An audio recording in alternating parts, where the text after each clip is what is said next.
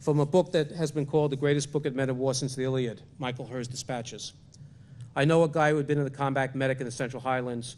2 years later, he was still sleeping with all the lights on.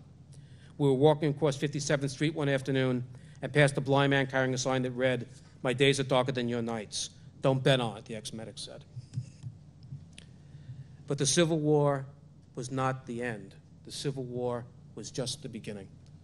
It was the beginning of the agonizing struggle for freedom and equality in the United States, and the Union soldiers knew it. They were really tuned in. An example is Second Lieutenant Augustus McNulty, who got his commission from Abraham Lincoln in the Veteran Reserve Corps. He went to work in the Freedmen's Bureau. And at night, he would teach in the school with his wife.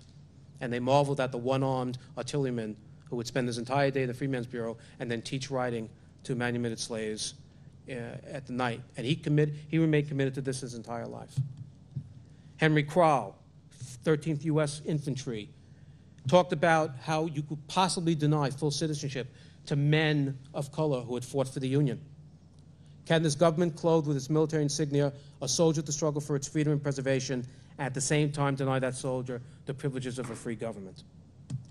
And then there was one of the free men of color themselves, William Hannibal Thomas.